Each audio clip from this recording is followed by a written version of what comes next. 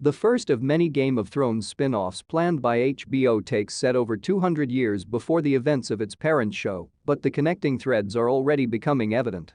With the House of the Dragon Easter eggs that have so far hinted about Daenerys and others, the show is extending the history of House Targaryen and making references to what is still to come.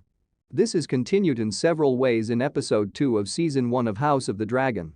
In addition to featuring Caraxes and Syrax much more than in the premiere, it also features a dragon egg that was taken by Daemon Targaryen after being selected for Balon's cradle.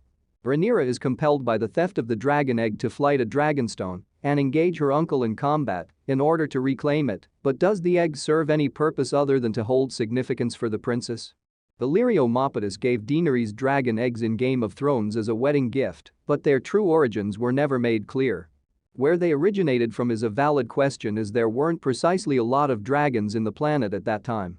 However, even if it resembles Daenerys' dragon egg from episode 2 of season 1 of House of the Dragon, it probably isn't.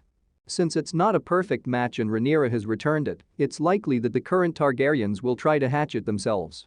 As a result, it's more unlikely, or impossible, for it to reappear more than 150 years later. However, even if it might not be a perfect match, it might still be related. Season 1, Episode 2 of House of the Dragon comes close to being Daenerys' dragon egg, even though it isn't exactly the same. It becomes clear that the egg was laid by a dragon by the name of Dreamfear, who most likely also laid Daenerys' dragon eggs. Dreamfear belonged to Rhaena Targaryen, the granddaughter of Aegon the Conqueror, and produced numerous batches of eggs throughout the years, as was revealed in Fire and Blood, the book House of the Dragon's adaptation. Alyssa Farman, Rhaena's lover, took 3 of these eggs in 54 AC, which is roughly 60-70 years after the events of House of the Dragon.